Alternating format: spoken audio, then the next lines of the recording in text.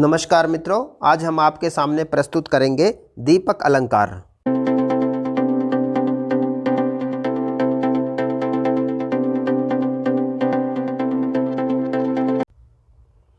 दीपक अलंकार भी संस्कृत के बहुत ज़्यादा प्रसिद्ध अलंकारों में से एक है।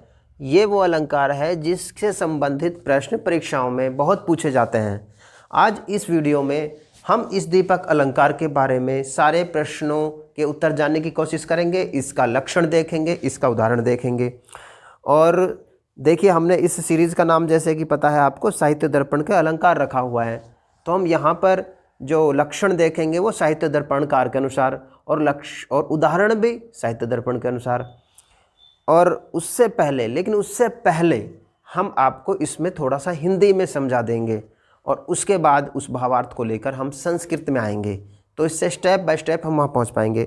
ये दीपक अलंकार का वीडियो है। इससे पहले हम इस सीरीज़ में और भी भाग प्रस्तुत कर चुके हैं। ये 21वां भाग है। यदि आपने नहीं देखे हैं तो आप उनको भी देख सकते हैं मित्रों। तो देखिए, अलंकारों को संस्कृत में 3 भागों में बांटा जाता है: शब्दालंकार, अर्थालंकार और उभयालंकार।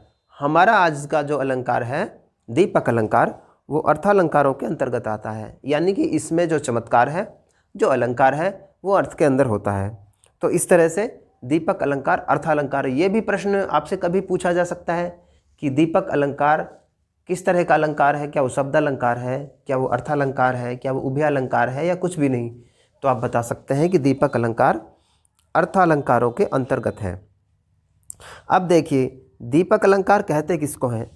पहले यदि हम दीपक का अर्थ समझ लें, दीपक एक ऐसी वस्तु ये कहना चाह रहे हैं कि जिससे दोनों तरफ प्रकाश हो। मान लो आप समझो कि आपके घर में एक दीपक रखा है, और दीपक जहाँ पर रखा है वो ऐसी जगह पर रखा है कि उजाला अंदर भी हो रहा है और बाहर भी। यानी कि चौखट के पास अगर दीपक रखा है, या आज की भाषा में यदि हम कहें कि कोई बल्ब यदि है और वो चौखट में इस जगह लगा है कि बाहर भी उजाला जा रहा है और अंदर भी, तो क्योंकि एक ही बल्ब है और दोनों तरफ प्रकाश हो रहा है, तो वो एक ही बल्ब 2 जगह काम कर रहा है।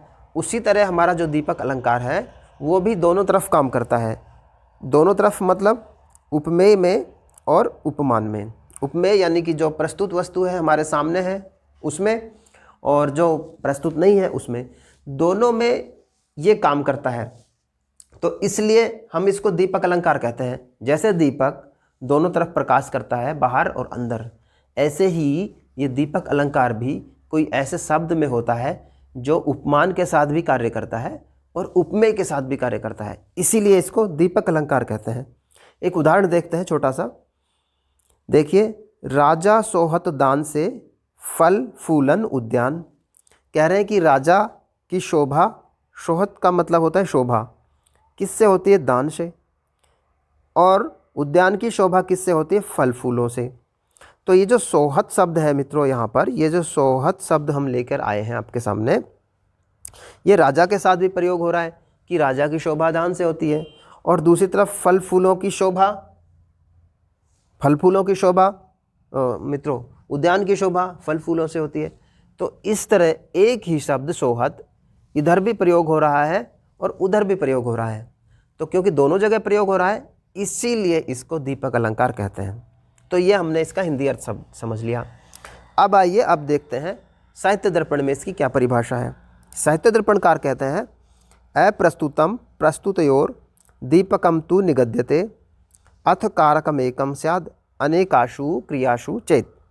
अर्थात जहाँ अप्रस्तुत और प्रस्तुत पदार्थों में से एक धर्म का संबंध हो अथवा अनेक क्रियाओं का एक ही कारक हो, वहाँ दीपक अलंकार होता है।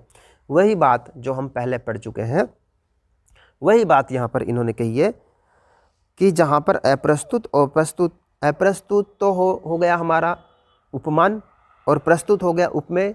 इन दोनों का एक धर्म से कोई संबंध होगा, किसी एक ही वस्तु से एक ही जैसा संबंध होगा, तो वहाँ पर दीपक अलंकार होगा।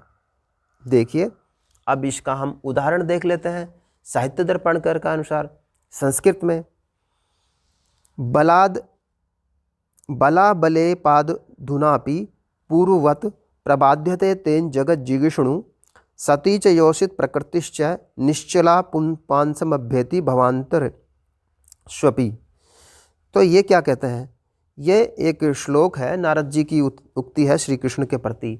और ये श्लोक तब का है शिशुपाल वध में, जब नारद जी श्री कृष्ण जी के पास आते हैं शिशुपाल के वध की प्रार्थना करने के लिए। तो वो कहते हैं कि वह विजयच्छु शिशुपाल आज भी पहले की भांति संसार को सता रहा है।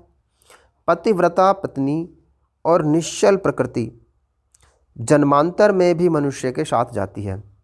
तो यहाँ पर किस तरह से दीपक है आप देखिए, इसका हम थोड़ा सा अर्थ समझ लेते हैं। नारद जी कह रहे हैं कि वो आज भी बलवद अधुनापि, वो अपने बल से आज भी पूर्वत प्रबाद्य दे जैन जगरिष्णु, वो इस संसार को, जगत को जीतने की इच्छा से सता रहा है। इस संसार को आज भी शिशुपाल ऐसे ही सता रहा है जैसे वो पहले ही सताता रहा है। फिर नीचे कहते हैं सतीच योषित प्रकृतिश्च, क्योंकि जो सतियाँ होती हैं, जो पतिव्रता स्त्रियाँ होती हैं वो, और दूसरा योषित प्रकृति यानी कि निश्चल प्रकृति, जन्मांतर में भी पुमांसम अभ्येति, मनुष्य के साथ ही जाती हैं। वो कहना चाह रहे हैं कि एक तो सती और दूसरा योषित प्रकृति यानी कि अच्छी प्रकृति, ये मनुष्य के साथ ही जाती हैं। अब ये यहाँ पर इन्होंने जो प्रयोग किया है सती और योषित प्रकृति, ये दोनों निश्चला होती हैं। निश्चला, अब यहाँ पे जो निश्चला शब्द है वो दोनों के साथ प्रयोग हो रहा है। निश्चला मतलब ना तो सती अपने सतीत्व से डिगती है और ना ही योषित प्रकृति वाले अर्थात अच्छी प्रकृति वाले लोग अपने प्रकृति से डिगते हैं, क्योंकि वो दोनों में ही प्रयोग होते हैं। तो इस तरह से निश्चला शब्द है ये दोनों के साथ प्रयोग हुआ है, सती के साथ भी और योषित प्रकृति के साथ भी। तो क्योंकि ये दोनों के साथ प्रयोग हुआ है इसलिए यहाँ पर ये दीपक अलंकार है। तो मित्रों ये थी दीपक अलंकार की पूरी परिभाषा। यदि आप इसी तरह के और भी अलंकारों को पढ़ना चाहते हैं और भी संस्कृत की वीडियो देखना चाहते हैं तो मित्रों आप हमारे चैनल को सब्सक्राइब कर लें। हमारा ये चैनल संस्कृत की परीक्षाओं के लिए संबंधित है। संस्कृत की परीक्षाओं की इसी में तैयारी कराई जाती है मित्रों। और यदि आपको ये वीडियो पसंद आया है तो आप इस वीडियो को लाइक कर सकते हैं, अपने मित्रों के साथ शेयर कर सकते हैं। धन्यवाद मित्रों, जल्द ही मिलेंगे किसी नए वीडियो में किसी दूसरे अलंकार के साथ। तब तक के लिए नमस्कार।